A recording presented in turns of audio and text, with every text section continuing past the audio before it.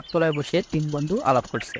তাদের মধ্যে দুইজন এলাকার সবচেয়ে দুষ্ট ছেলে, আসিফ এবং রাকিব। আর একজন সুনীল, একটু ভীতু টাইপের। তাকে নিয়ে বাকি দুইজন মাঝে মধ্যেই ঠাট্টা করত। আজ যা গরম পড়েছে, মনে হচ্ছে নদীর পানি শুকিয়ে কাঠ হয়ে যাবে। আর এর মধ্যে তো কারেন্ট যায় আর আসে। এইভাবে চলতে থাকলে আর বাঁচবো বলে মনে হয় না। তোর আর যা কথা, আসলে কি আর বলবো, এসব তো আমাদেরই হাতের কাম।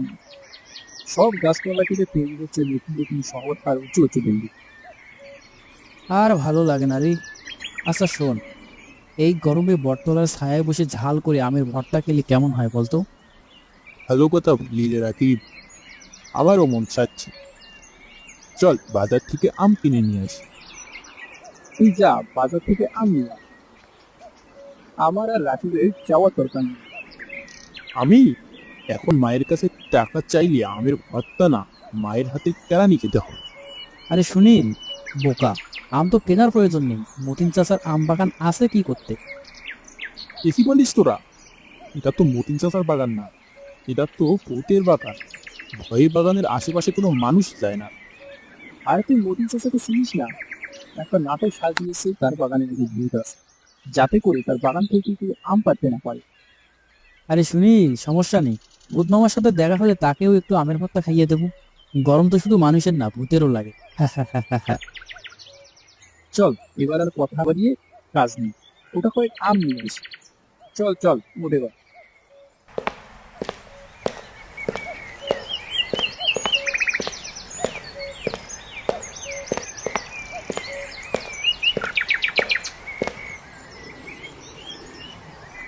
এই সুযোগ, আশপাশে কেউ নেই, তাড়াতাড়ি হাত চালা।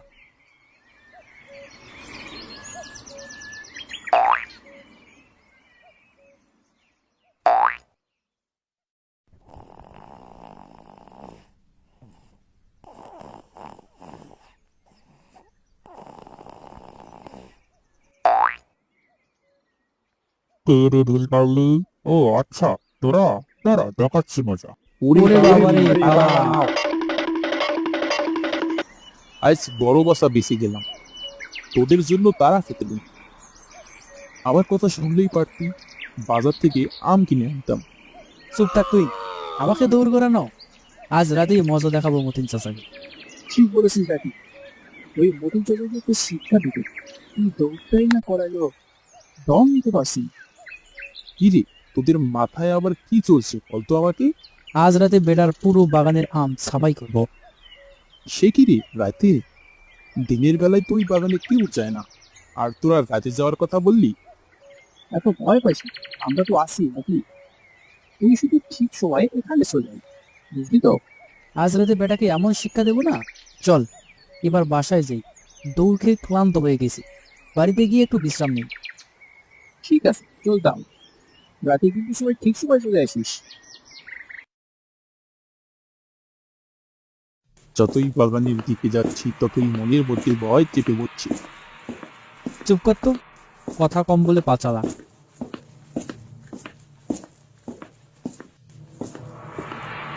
হাঁটতে হাঁটতে তারা বাগানে এসে থামে, আর হাতে ঢিল নিয়ে আম গাছকে লক্ষ্য করে ঢিল মারে। কয়েকটা ঢিল মারার পর গাছ থেকে নেমে আসে একটা সাদা কাপড় পরা এক ভূত। তাকে দেখে মনে হচ্ছে তার শরীরে কোনো হিংস্র প্রাণী আশ্রয় করে। চোখগুলো রক্ত লাল হয়ে আছে, তার ঘাড়ে একটা ছুরি ঢোকানো, হাত পায়ের নখ অনেক বড় বড়, আর এলোমেলো চোল। এমন অবস্থা দেখে তার তিনজন একে অপরকে বলতে থাকে, আজকে মনে হয় আর রক্ষে নেই রে।